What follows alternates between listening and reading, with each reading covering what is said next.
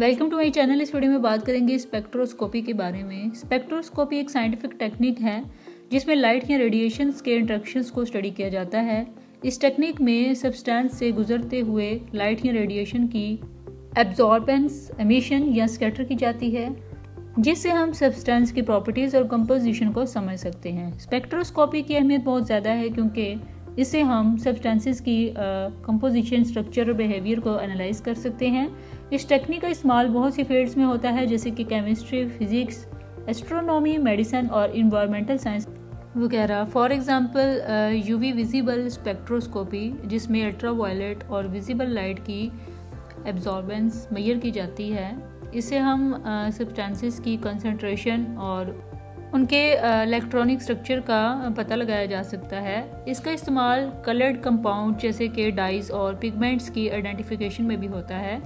Infrared spectroscopy में substances infrared radiation absorb करता है। इससे हम सब्सटेंसेस के मॉलिक्यूलर वाइब्रेशंस की स्टडी कर सकते हैं, जिससे उनके फंक्शनल ग्रुप्स और केमिकल बॉन्ड्स का हमें पता चलता है।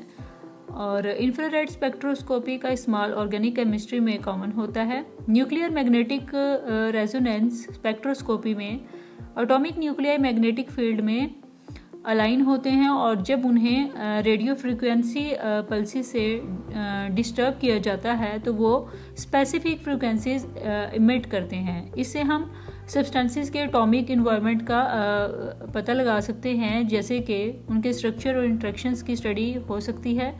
और NMR स्पेक्ट्रोस्कोपी का इस्तेमाल केमिस्ट्री और मेडिकल रिसर्च में भी होता है। इसके अलावा एस्ट्रोनॉमी में भी स्पेक्ट्रोस्कोपी का बहुत अहम रोल है। टेलीस्कोप्स के ज़रिए आने वाली लाइट को स्पेक्ट्रोमीटर के थ्रू एनालाइज किया जाता है, जैसे कि हम स्टार्स, गैलेक्सीज और प्लैनेट्स के कंपोजिशन और प्रॉपर्टीज़ के बारे में मालूमात हासिल कर सकते हैं। स्पेक्ट्रोस्कोपी का इस्तेमाल कई साइंटिफिक रिसर्च और प्रैक्टिकल एप्लीकेशन में भी होता है, और इससे हम सब्सटेंसेस के साथ होने वाले प्रोसेसेस को समझ सकते हैं, जो कि हमारी टेक्नोलॉजी, मेडिसिन और साइंटिफिक अंडरस्टैंडिंग को बेहतर बनाने में काफ़ी हेल्प करता है। आई होप सो आपको स्पेक्ट्रोस्कोपी का कंसेप्ट क्लियर हो गया होगा। For more informative and latest video kindly subscribe my channel.